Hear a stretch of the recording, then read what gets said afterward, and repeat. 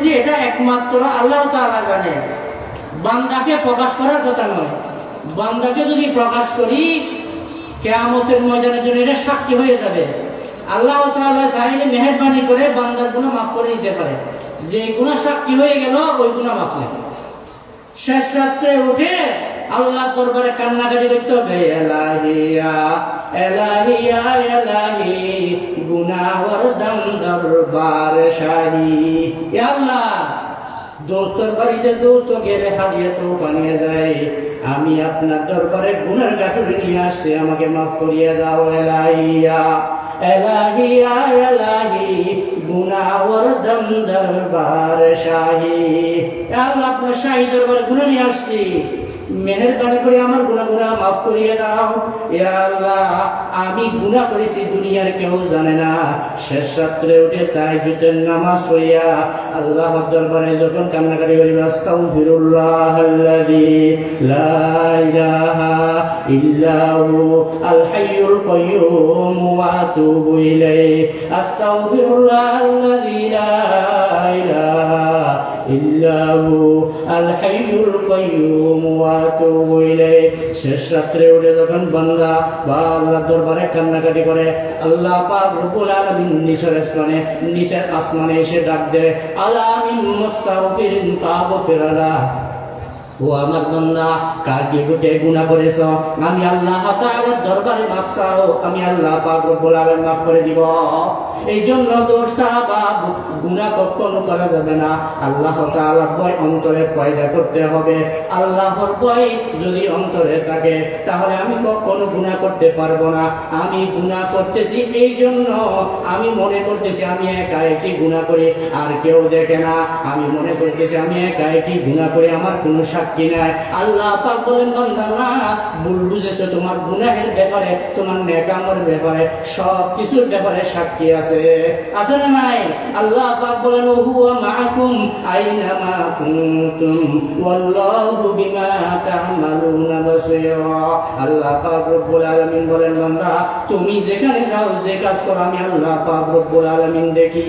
আল্লাহ পাক বলেন, ফানফুযু লা তানফুযুনা ইল্লা বিসুলতান। হে আমার বান্দারা, আমার হুকুম যদি মানতে ইচ্ছা না করে আমার রাজ্য ছেড়ে চলে যাও। না না বান্দা, কোথাও যেতে পারবে না, যেখানে যাও সেখানে আমি আছি। আল্লাহু হাদিরি আল্লাহু নাদিরি আল্লাহু মাই বরগদ রহতান সব দর নগরে হুশিয়ার আর ওয়ারকে দফতরে মারিফতে কিরদার। যেখানে যাই আমি আমার আল্লাহ আছে। গাছের দিকে দেখলো আল্লাহ পাককে দেখা যায়, বাঁশের দিকে দেখলো আল্লাহকে দেখা যায়। শজর মে হজর মে তেরা রঙ্গ বো হ্যায়, শজর মে হজর মে তেরা রঙ্গ বো হ্যায়, জিদর দেখতা হুঁ উদর তু হি তো আয়। যেখানে যায় আমার আল্লাহ পাক রব্বুল আলামিনের কুদরত সর্বত্র বিরাজমান। আল্লাহ পাক রব্বুল আলামিন সাথে আছে। আল্লাহ পাক বলেন, বান্দা ওয়া নাহনু আকরাবু ইলাইহি মিন হাবলিল ওয়ারিদ। ও বান্দা, তোমার যে গর্দানে যে শাহী রগ আছে, আমি আল্লাহ পাক রব্বুল আলামিন আরো নিকটে আছি।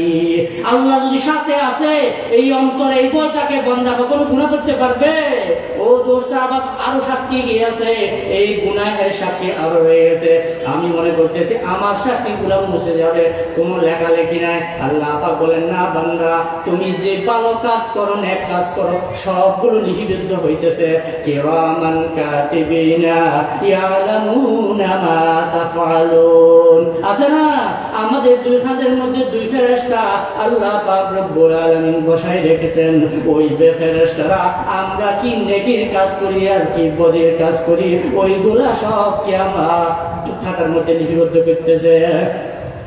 এই বান্দারা কিয়ামতের ময়দানে যখন আমল নামা পাবে, জান্নাতীরা যারা আমল নামা পাবে ডান হাতে, জাহান্নামী তারা আমল নামা পাবে বাম হাতে। কিভাবে? বুকের মধ্যে দিয়ে বাম হাতকে পিছনে ছিদ্র করিয়া, হাতকে ছিদ্র করিয়া তারপর পিঠের দিকে দিবে এবং নিজের গাড়কে একেবারে বাঁকা করিয়ে পিছনের দিকে ফিরে দিবে। তারপর বাম হাতের মধ্যে আমল নামা দিবে।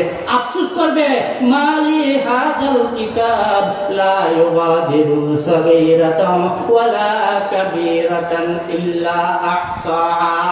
আফসোস, এটা কেমন কিতাব কিতাব, যে কিতাবে একটা ছোট জিনিসও ছাড়ে নাই, একটা বড় জিনিসও ছাড়ে নাই। যত প্রকারের কাজ করেছে এগুলা আল্লাহ পাক রব্বুল আলামিন ফেরেশতার মারফতে আমাদের আমলনামা লিপিবদ্ধ করে ফেলেছে। এই দোষটা আবার এই যখন অন্তরে যখন এই ভয় থাকবে, আমি যা করি না কেন আল্লাহ পাক রব্বুল আলামিন ফামান ইয়ামাল মিসকালা যাররাতিন খায়রান ইয়ারা ওয়া মান ইয়ামাল মিসকালা যাররাতিন শাররান ইয়ারা।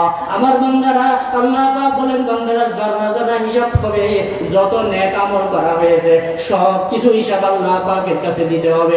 যত বদি আমল করা হয়েছে, খারাপ আমল করা হয়েছে, সব কিছু আল্লাহ পাক রব্বুল আলামিন কিয়ামতের ময়দানে নিবে।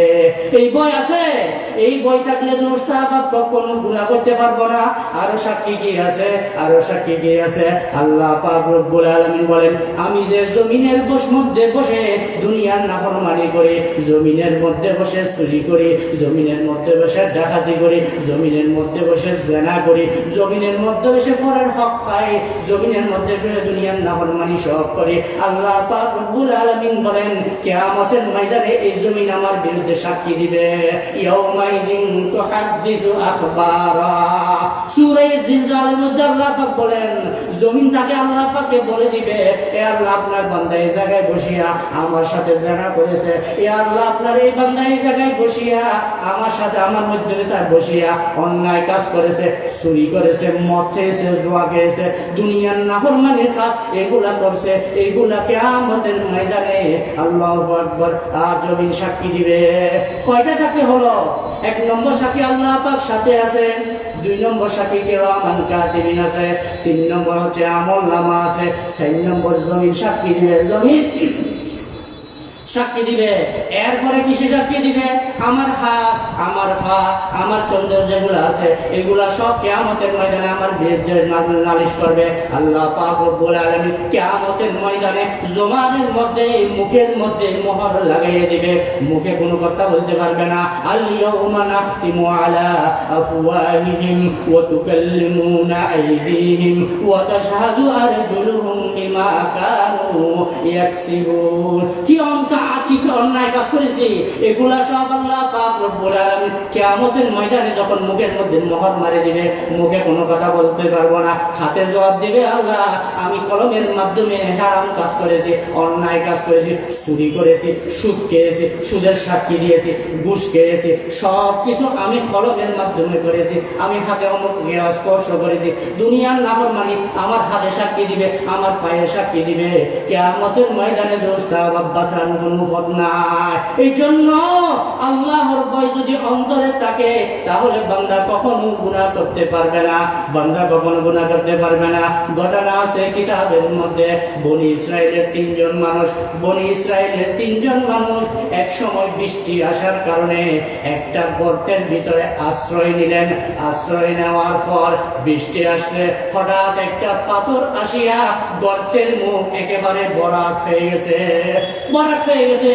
তারপর যখন বৃষ্টি বন্ধ হলো সবাই চিন্তা করে এবার সবাই বাইরে যায়। একজন বলতেছে যাই গিয়ে পাথরটা সরাইয়ে দাও। যখন পাথর সরানোর জন্য চেষ্টা করে, পরিপূর্ণ শক্তি দিয়ে চেষ্টা করার পরও ওই বান্দা পাথরটা সরাইতে পারে না। দুইজন গেল, তিনজন একসাথে সম্মিলিত ভাবে গেল, পাথরটা সরাইতে পারে না। এখন তারা চিন্তা করে আমরা কি করব? চলেন আমরা জীবনের মধ্যে কোন ভালো কাজ করেছি ওই ভালো কাজের দিয়ে আল্লাহ দরবারে তওবা করি।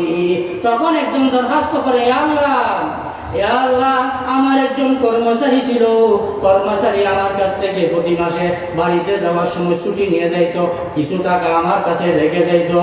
আল্লাহ এক সময় কর্মচারী বাড়ি গিয়েছে, যাওয়ার পর কিছু টাকা আমার কাছে আছে, অনেকদিন পর্যন্ত সে যখন আসে না আমি তার টাকা দিয়ে ব্যবসা বাণিজ্য করিয়া বড় মাঠ ভরপুর করে ফেলেছি। এরপর অনেক দিন পর ওই কর্মচারী যখন আমার কাছে আসছে, আল্লাহ তখন আমি কর্মচারীকে বললাম, বাবা অমিত মাঠের খামারের মধ্যে যত গরু ছাগল আছে এগুলো তো তোমার সম্পদ। কর্মচারী বলেন, জনাব আমার সাথে আপনি ঠাট্টা করেন, আমি পাবো অল্প টাকা। বলছে না, তোমার এই অল্প টাকা দিয়ে তুমি বাড়িতে গিয়ে তো কিছু করার জন্য সুযোগ পাইলে আমার এখানে রেখে গেছো, আমি এগুলা দিয়ে ব্যবসা করছি, ওইগুলা তোমার জন্য রেখে দিয়েছি। আল্লাহ দয়া করে মেহেরবানি করিয়া আপনার ভয়ে আমি ওর হক ধ্বংস করি নাই। আজকে আমরা একে অপরের হক ধ্বংস করি কিনা? ভাইয়ের হক পেয়ে ফেলি, বোনের হক পেয়ে ফেলি। কেহ যদি এক টাকা পরের হক ধ্বংস করে, কবুলিয়ত 25,000 কবুলিয়ত নামাজ কিয়ামতের ময়দানে দিয়ে দিতে হবে। আল্লাহর নবী বলেন, আমার উম্মত কে কিয়ামতের ময়দানে সবচেয়ে গরিব অবস্থায় কে উঠবে জানো? সাহাবায়ে কেরাম বলেন, ইয়া রাসূলুল্লাহ আমরা তো জানি না। বলতে যে বড় বড় সওয়াবের গাঁটি নিয়ে আসবে, এবং সওয়াবের গাঁটি নিয়ে আসার পর একজন আসিয়া বলবেন, ইয়া আল্লাহ আমার ভাই আমার সম্পদ খেয়ে ফেলেছে, ওখান থেকে তার সম্পদ দেওয়া হবে। এরপর বোন আসবে, একে একে সবাই সম্পদের পরিমাণ সওয়াব নিয়ে যাইতে শেষ পর্যন্ত বান্দা জিরো হয়ে যাবে। তারপর হক পাওয়ানেওয়ালা থেকে যাবে, বলবে আল্লাহ আমি তো হক পাবো। আল্লাহ পাক রব্বুল আলামিন তখন আপনার গুনাহ যিনি হক পাবেন, ওনার গুনাহের ব্যাগ থেকে গুনাহ ওই যে হক যার কাছে হক পাবে তাকে আল্লাহ পাক রব্বুল আলামিন দিয়ে তারপরে তাকে জাহান্নামে পাঠাবে। ও দোস্তা বাপ, ফরের ধ্বংস করতেছি, ওয়ালিদ যাকারি মিসলু হাজ্জিল উনসায়াইন। আল্লাহ পাক মহিলাদের বাদ রাখছেন, বাবার সম্পদের মধ্যে মহিলাদের সম্পদ রাখছে, আমরা এই বাদ দিতেছি, তাদেরকে দিতেছি অর্ধেক, তারপরে দিতে আমার বাদে কেন? আল্লাহর ভয় না থাকার কারণে এই ফরের হক যে ধ্বংস করতেছি, কিয়ামতের ময়দানে আল্লাহ পাকের কাছে জবাব কি দিব? কিয়ামতের ময়দানে আল্লাহ পাকের দরবারে কি জবাব দিব? পাহাড়ি পার করে जाएंगे, जमी पर जलजला होगा, मोहम्मद तख्त पर होगा, अदालत बर खुदा होगा। আল্লাহ পাক রব্বুল আলামিন যখন বিচার করবেন বান্দা, তখন আল্লাহ পাকের দরবারে কি জবাব দিব? এই জন্য আল্লাহর ভয় অন্তরে পয়দা করে ফরের হক ধ্বংস থেকে বাঁচি, দুনিয়ার নাফরমানি থেকে বাঁচি। এগুলা যদি দুনিয়ার নাফরমানি থেকে যদি বাঁচতে পারি, তাহলে আমি আল্লাহ তাআলার নৈকট্যবান হব। কাকে হারাম খাওয়াইতেছি? যে সন্তানদেরকে হারাম খাওয়াইতেছি, যে বিবি বাচ্চাদেরকে হারাম খাওয়াইতেছি, এরা কিয়ামতের ময়দানে আমার পক্ষে দিবে না, আমার বিপক্ষে সাক্ষী দিবে। আমার বিপক্ষে সাক্ষী দিবে, আমার কথা নয়, কোরআন শরীফের আয়াত। আল্লাহ পাক বলেন, রব্বানা আরিনাল লাযাইনি আদাল্লানা মিনাল জিন্নি ওয়াল ইনসি নাজআলহুমা তাহতা আকদামিনা লিয়াকুনা মিনাল আসফালিন। ইয়া আল্লাহ আমি এমনি জাহান্নামে যাব না, আমার গার্জিয়ানের কারণে আমি জাহান্নামে যাইতেছি। আজকে আমি এমনি যাব না, আগে তাদেরকে জাহান্নামে দাও, তাদের পিঠের উপর আমি পা দিয়ে তারপর জাহান্নামে যাব। কে বলবে? আমার বিবি, আমার সন্তান, আমার ছেলে মেয়ে, এগুলো সবাই আমার বিরুদ্ধে নালিশ করবে। আল্লাহ পাক রব্বুল আলামিন কিয়ামতের ময়দানে বান্দা যখন সওয়াবের জন্য দৌড়াদৌড়ি করবে, বিবির কাছে যাবে, বিবি বলবেন আমি আপনাকে তো চিনি না, আমার বিবাহ হয় নাই, আমার বিবাহ হয় নাই। সন্তান বলবে আপনি আমার পিতা নয়, আমি আপনাকে চিনি না। কিয়ামতের ময়দানে কেউ কার সওয়াব দিতে রাজি নাই, সবাই নাফসি নাফসি। কেমনে নিজে বাঁচবে আল্লাহ পাক রব্বুল আলামিন কিয়ামতের ময়দানের রাগান্বিত অবস্থায় দেখে কেমনে নিজে বাঁচবে সবার মধ্যে চিন্তা থাকবে। আল্লাহ পাক রব্বুল আলামিন মানুষদেরকে সবাইকে এক জায়গায় জমা করিয়া মৃত্যুকে একটা দুব্বা সূরত করিয়া তারপর বলবে তোমাদের মৃত্যুকে আমি জবে করে দিতেছি, ফারিকুন ফিল জান্নাহ ওয়া ফারিকুন ফিস সাঈর। এক বাক্যে আল্লাহ পাক জান্নাতে দিবেন, আর এক বাক্যে আল্লাহ পাক রব্বুল আলামিন জাহান্নামে দিবেন। ও দোস্ত আবাব, এই রকম জাহান্নামে যাওয়ার জন্য কার সাহস আছে একটু বলি? কার সাহস আছে? জাহান্নামের আগুন দুনিয়ার আগুন থেকে 69 গুণ তেজ বেশি। দুনিয়ার আগুনে একটা আঙ্গুল যদি রাখতে চায়, রাখা সম্ভব হবে? একটা আঙ্গুল দুনিয়ার আগুন রাখতে পারবো? দুনিয়ার আগুন থেকে জাহান্নামের আগুন আরো 69 গুণ তেজ বেশি। কেমনে ও দোস্ত আবাব জাহান্নামের আগুন কেমনে বরদাস্ত করব?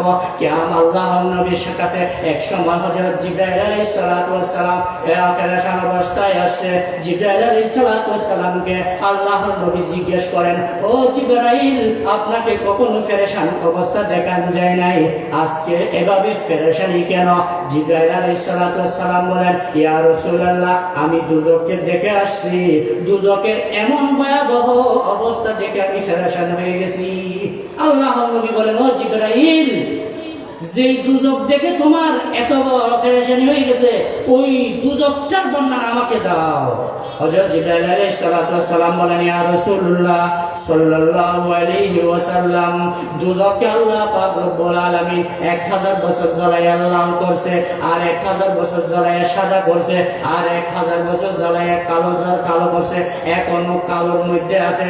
এই অবস্থায় আল্লাহ পাক রব্বুল আলামিন ডাকনি দিলেন, এর উপর সাগর দিলেন। আল্লাহর নবী বলেন, এ আমার উম্মত, এই জন্য সাগরের নিচে জাহান্নাম, খবরদার সাগরে সফর করিও না।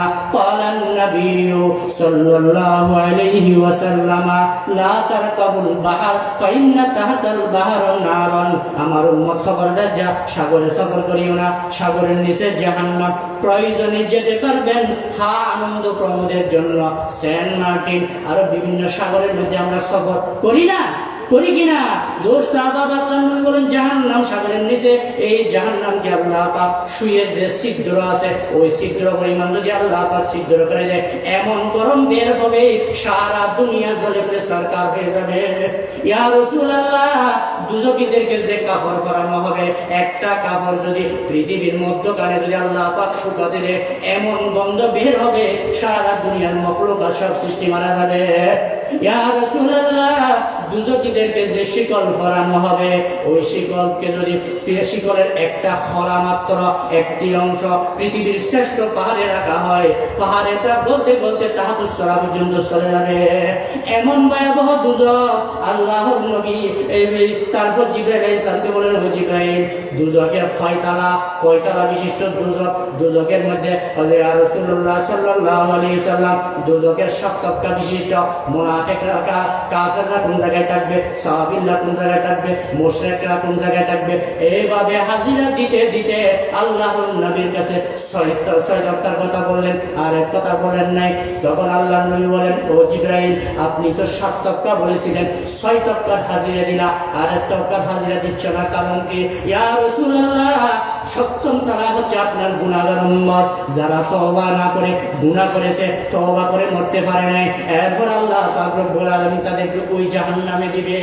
এই কথা শোনার সাথে সাথে আল্লাহর নবী কান্নাকাটি করতে করতে সেখান থেকে চলে গেল। ওয়া নবিয়্যু মির রাহমাত লাকাবে পানে ওয়ালা, ওয়া নবিয়্যু মির রাহমাত লাকাবে পানে ওয়ালা, মুরাদি গরিবों के बरलाने वाला, मुंबई उल्फत बने हो, मादने शफकत बने, सारे आलम के लिए पैगंबरी रहमत बने, वमा अरसलनाका इल्ला रहमतल लिल आलमीन।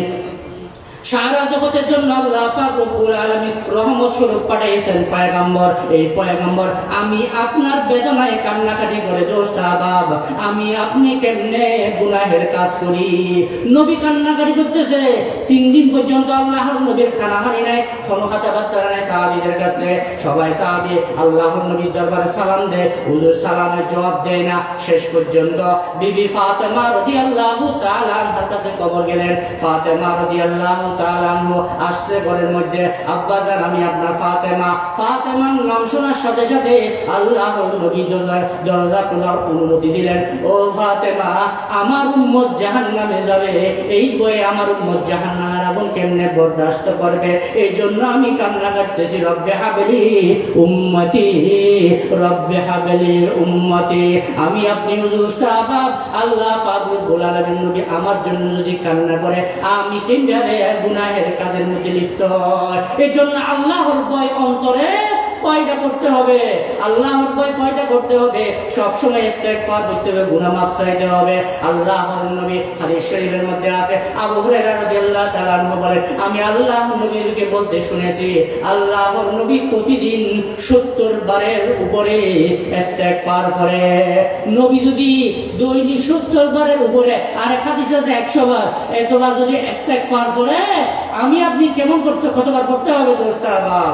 এই জন্য আমি আপনি সারাদিন বসে বসে এদিক সেদিক চলাফেরা করার সময় করে আস্তাগফিরুল্লাহ আল্লাযী লা ইলাহা ইল্লা হু আল হাইয়ুল কাইয়্যুম ওয়া আতুবু ইলাইহি। আল্লাহ পাক রব্বুল আলামিন গুনাহ মাফ করে দিবে। এই গুনাহ মাফের জন্য আরেকটা রাস্তা আছে, সেটা কি আল্লাহর ভয় অন্তরে আসার জন্য আরেক আয়াত করেছিলাম, ইয়া আইয়ুহাল্লাযীনা আমানুত্তাকুল্লাহ ওয়া কুনু মা'আস সাদিকিন। আল্লাহ পাক বলেন, বান্দারা আমি আল্লাহকে ভয় করো, আর আল্লাহর ভয় অন্তরে আসার জন্য ওয়া কুনু মা'আস সাদিকিন, সাদিকিন যারা আল্লাহর নেককার বান্দা যারা, তাদের সাথে সম্পর্ক করো, তাদের সাথে তাজকিয়ায়ে নফস, তাদেরকে কাছে নিজেকে মিটাই দিয়ে নিজের অন্তরকে আত্মশুদ্ধ, নিজের অন্তরকে সাফ করো, তারপর আল্লাহ পাক রব্বুল আলামিন গুনাহ থেকে হেফাজত করবে। আমাদের বর্তমান হুজুরাত, আমাদের মুহতারাম হুজুর সাহেবজাদা বারাকাল্লাহু ফি হায়াতি, আমার নানুপুরি হুজুর রাহমাতুল্লাহ আলাইহি লতফা, নানুপুরি হুজুর রাহমাতুল্লাহ আলাইহি দৌলত, নানুপুরি হুজুর রাহমাতুল্লাহ আলাইহি ওনার ফিসাহেব ছিলেন হযরত ফরিদ মুফতি সাহেব হুজুর রাহমাতুল্লাহ আলাইহি, ওনার বিষয়ে হযরত মাদানী রাহমাতুল্লাহ আলাইহি। তো দুরূপ আমাদের নাসা হুজুর বারাকাল্লাহু ফি হায়াতি, হুজুরের সাথে সম্পর্ক করবেন, ইস্তেগফার, তওবা করার, আল্লাহর স্মরণ করার, আল্লাহর জিকির করার, আল্লাহ পাকের ইবাদত করার পদ্ধতি কি, ওইটা ওনাদের থেকে শিখে তারপর আল্লাহর অন্তরে ওদের খেদমতের মাধ্যমে, আল্লাহর ওয়ালাদের খেদমতের মাধ্যমে আল্লাহ পাক রব্বুল আলামিন আল্লাহর ভয় পয়দা করে। যাদের ভিতর আল্লাহর ভয় আছে, আগুনের সাথে লাগলে আগুন গরম লাগবে, আতরের সাথে লাগলে সুগন্ধি লাগবে। তো দূর যাদের ভিতরে আল্লাহর ভয় আছে, তাদের সাথে যদি সম্পর্ক করি, শুধু বায়াত হয়ে চলে গেলাম তা না, আসবেন মাঝে মধ্যে এসে সব যোগাযোগ করবেন, কথাবার্তা বলবেন, এরম আমল শিখবেন। গুনার দিকে যদি দাবি দেওয়া হয়, মন ইচ্ছা চাই, হুজুরকে বলবেন হুজুর আমার গুনার দিকে মন চাইতেছে, হুজুর আপনাকে ওষুধ দিবে, তসবি দিবে, তখন আল্লাহ পাক রব্বুল আলামিন আমার এই অন্তরকে পরিশুদ্ধ করে দেবে, তখন আমি গুনার থেকে বাঁচা সম্ভব হবে। করবো তো ইনশাআল্লাহ, আমরা সবাই গুনাহ থেকে বাঁচবো তো ইনশাআল্লাহ। আমিও মানুষ হিসেবে সবাই গুনাহ, অনেক গুনাহ আমারও হইতেছে, অনেক গুনাহ থেকে আমাকেও শয়তানে ডিস্টার্ব করে। আল্লাহ পাক যেন মৃত্যু পর্যন্ত আমাকে গুনাহ থেকে হেফাজত করে, এই জন্য সবার কাছে দোয়া চাই। ওয়া আখির দাওয়ানা আনিল হামদুলিল্লাহি রাব্বিল আলামিন। আমার কথায় কষ্ট পাইলে মাফ করে দিবেন, ভাষা হিসেবে বললাম। আসসালামু আলাইকুম ওয়া রাহমাতুল্লাহি ওয়া বারাকাতুহু। এখন আসরের নামাজের আজান হবে। এখন আসরের নামাজের আজান হবে 4:10 আসরের জামাত অনুষ্ঠিত হবে। 4:10 আসরের জামাত অনুষ্ঠিত হবে। আমরা যাদের উযু ইস্তিনজার প্রয়োজন রয়েছে, আমরা উযু ইস্তিনজার কাজ সম্পাদন করে নামাজের প্রস্তুতি গ্রহণ করি। আগত মেহমানবৃন্দের খেদমতে বিনীত আরজ, আমরা নামাজের প্রতি যত্নবান হই, জামাতের প্রতি যত্নবান হই, বিশেষ করে আসরের নামাজ, আসরের জামাত। হাফিজু আলাস সালাওয়াত ওয়াস সালাতিল উসতা।